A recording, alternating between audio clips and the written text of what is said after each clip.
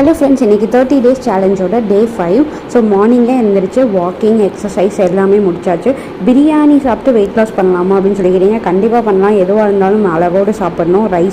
Rice மட்டும் இல்லை, தோசை இட்லி எது சாப்பிட்டாலுமே வந்துட்டு மாவு பொருட்கள் அரிசி பொருட்கள் எது சாப்பிட்டாலுமே வந்துட்டு அளவோடு எடுத்துக்கோங்க. ஸோ எக்ஸசைஸ் எல்லாமே வந்துட்டு முடிச்சாச்சு.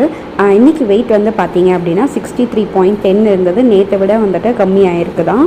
இது அப்படியே இருக்குது, அது கூடவும் செய்யும் குறையவும் செய்யும். ஸோ நான் வந்துட்டு அட்லீஸ்ட் 1 கிலோவாவது குறையுதான்னு பார்ப்போம் அப்படின்னு சொல்லிட்டு தான் இந்த 30 days சேலஞ்ச் வந்து எடுத்தேன்.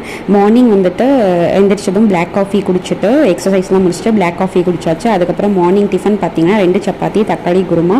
ஆஃப்டர்நூன் வந்துட்டு சாதம் சாம்பார் முட்டைக்கோஸ் தக்காளி குருமா எடுத்துக்கிட்டேன்.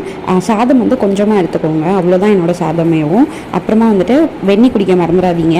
ஈவினிங் 4:30க்கு வந்துட்டு கொய்யாட்டி, நைட்டும் 2 சப்பாத்தி தக்காளி குருமா. அவ்வளோதான். இன்றைக்கி டே வந்து